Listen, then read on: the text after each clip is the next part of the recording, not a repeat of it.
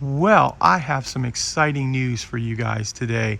After waiting a couple of months for our container ship to arrive, the container from Europe finally showed up, and on board that container is the RT Diorama products that we've been promising for a while. And you can see we've got lots and lots of it all stacked up all over the place.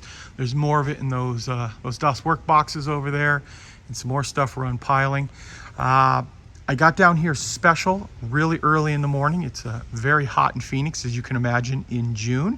And what I'm going to do now is I'm going to show you a few of these items, and I'm also going to show you some of the ideas I have for the rail portion of the diorama that I'm working on. So now I can actually start in earnest to complete that, because we have all of the rail sheds and all the other little buildings that I want to put in. The bad part is that there's so much of it now. I'm getting so many ideas I want to do, but I'm going to show you some of the stuff that's come in and see what your guys think about how I should add it onto the diorama. So let's go take a look at some of those items right now. We are back in the hobby store now, and before I show you all of the kits that you can see kind of over in the corner table over there, before I show you all of those, I wanted to give you an idea of what the diorama looks like right now and the big open space where we can add all these new buildings and see what you guys think about it. So this is obviously the main part of the factory. It is not done. It is mostly done. As you can see here, we've got it mostly weathered, and there'll be figures and of course vehicles, things like that. You'll also notice that I've removed the smokestack out of the corner, and that is because that is not attached yet. I'm worried about, because I move this so often, that it's going to get knocked or broken, anything like that. So it's temporarily not attached, and when I go to move it around, I just pick it up and move that first. You'll immediately notice, if you hadn't seen the last video, I've built a big, sturdy 1x2 frame for underneath there and put the plywood on top of that. And now we're going to pan over to this untapped area. So the overall diorama is 2 feet deep and 4 feet wide. And that is about the general area that I want the train spur to come into. And you also see the smokestack off in the corner. So you see I have a lot of room to really expand on this. Okay, we're going to zoom in on the untapped area right now. This is approximately, like I said earlier, where I want the track to be. On this side over in here, I would like to create the rail platform, or at least on this side. Maybe both sides, not positive about that. And then I don't know if I'm going to put the bumper right here, which, just a train stop, or actually create the ramp completely that will go in here, that you drive the Panzer Is out and load them right up onto the rail cars. Still got a lot to figure out with that. Then it's all of this area over in here, which I'm going to move this off to the side so I can create some kind of factory setting that'll go all around this direction, keeping in line with the other factory buildings. Okay, now that I've shown you what the diorama looks like, I'm going to take a few moments and show you the items that I brought in. That most of them will probably turn up on the diorama. A few of them won't, just because we're making choices here. Don't have enough room for everything. This is one that I like quite a bit. This is a 4-ton railroad crane. So you can imagine it on the side of the the flatbed cars, lifting out cargo off of it, putting it onto the platform. It's just a little tall platform here with a door, and then the actual crane up on top. This is another one that I actually was just opening to take a look at.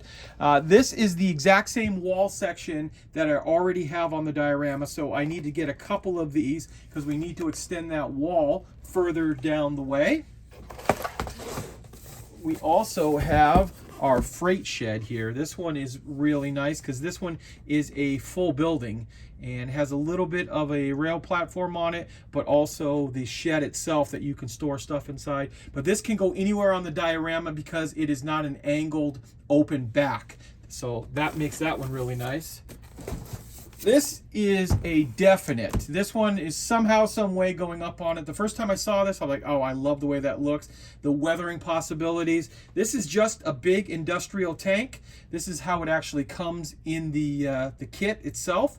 And it's just pipes and concrete and rusted iron. It's just going to look good, I think, on the diorama, somewhere near one of the big factory buildings.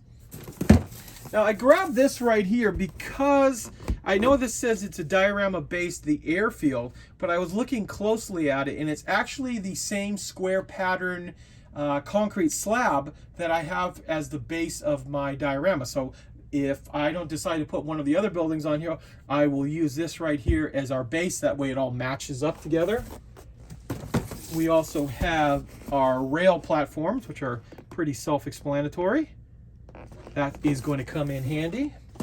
We've got our, this is a huge box right here. I didn't think this was going to be that big, but it is a monster box. This is the railroad warehouse. This is the original one I was talking to about. After I get done showing you quickly these, I'm going to show you them over on the diorama base and give you an idea where I'm talking about putting them. But this is a cool one. The only problem with this one, there's no back to it, so it has to be further to the back of the diorama. But it has some great possibilities with all the storage doors and the platform out in front of it as well.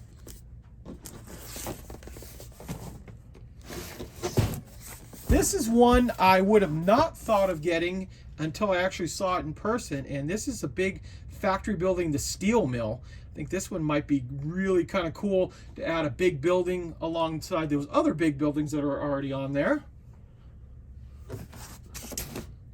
Also, I've picked up a bunch of items like this too. These are all the diorama parts. So this is all of the piping that you'd see all over the factories. So inside here you've got piping, all the fittings, elbows that are all 3D printed, all that kind of stuff. Really cool stuff. I've taken a bunch of things like this in the past and used them on the factory, and I want to get obviously a bunch more because I think it adds just so much little eye appeal when you're looking at the big buildings like that. And one other one, another heavy monster of a box. This is the industrial hangars. Now, it's designed obviously for building airplanes, according to what they said, but if you look closely at it, it is actually just the buildings over on the left side of the diorama. It's 3 of those put in a row. But what I love about this one right here is that it's the same base plates that the big diorama base, the big factory base uses. So we can use the road, the sidewalk, and some of the base plates out of this, as well as, if we decide to use this one, all these big giant industrial buildings. You can imagine inside, hopefully maybe you can see, there's no walls inside here, there's just supports. So you can imagine a big factory floor, at least I can imagine a big factory floor going on inside one of these here. Okay, so now you've taken a look at what I brought in. There is a lot more product. I didn't have enough time this morning to go through everything. So tomorrow morning I'm going to hit the warehouse again, kind of go through all that and see if there's anything else that might come in handy for this diorama. But let's go take a look at how these buildings will fit into the actual base. So the first one we have to show you is the freight shed, which I like this building quite a bit because it is a full building. It has all the sides on it and it's not at an angle, so I can actually put that anywhere on here and still display the building nicely. So if we decided to put, you know, a freight shed up here, because I kind of want to continue on, you can see the angle of all these buildings kind of create an angle that needs to go about like that. So everything kind of has to be on that angle there to keep everything kind of uniform in this particular factory. And I know buildings can be askew of each other, but for this purpose, I kind of want them all to be at least in line. So this one has some great potential with having that. And we have a little bit of the platform right here, which I can actually use on this side or the other. We also have just the rail platform that if the ramp goes up front here, we definitely need something on the side if they're unloading cargo, things like that. This is a great piece to have, and I think at least one of them will go on one side or the other, and then if the secondary line comes in here, still not positive about that, you can see how it'll go together. Now this one right here, this is why I'm so confused about what I should do, because I hadn't actually thought about doing something like this. But now that I actually saw it, I'm really thinking hard about doing this. So here we have a steel factory.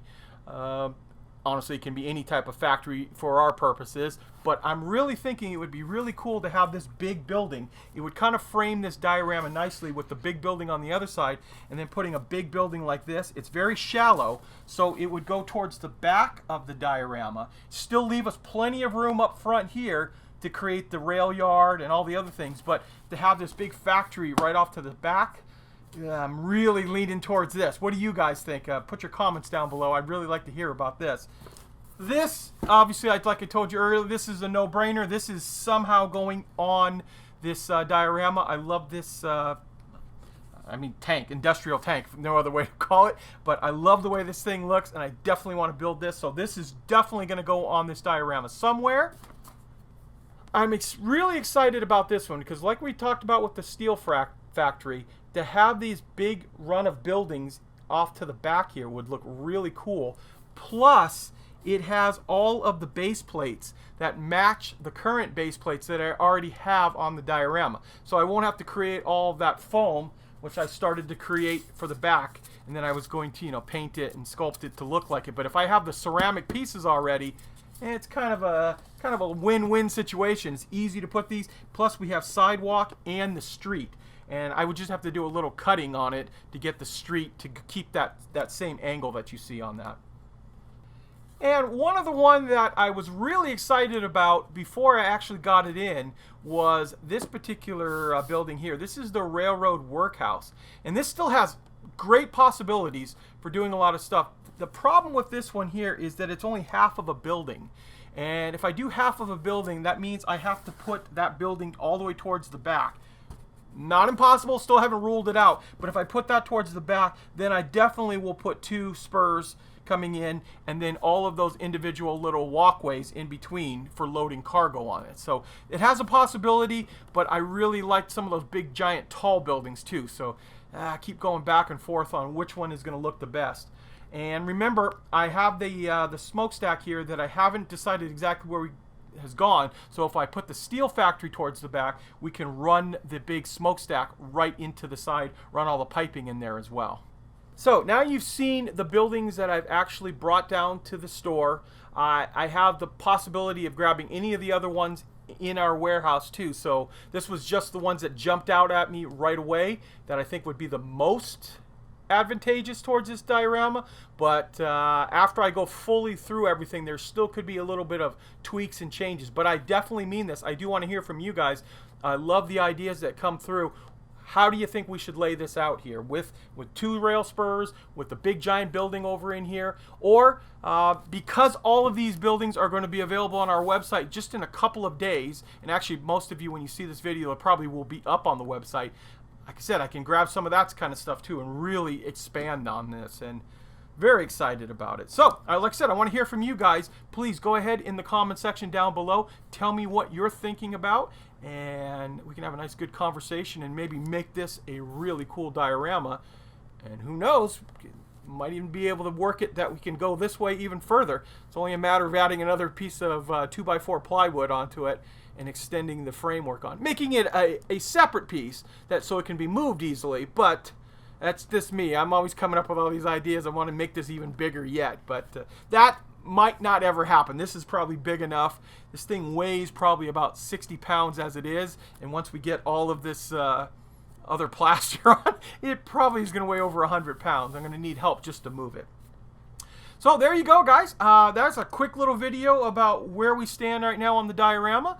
I want your input on it, and I want to take this opportunity to thank you as always for watching, and please stay tuned because I have many more videos coming.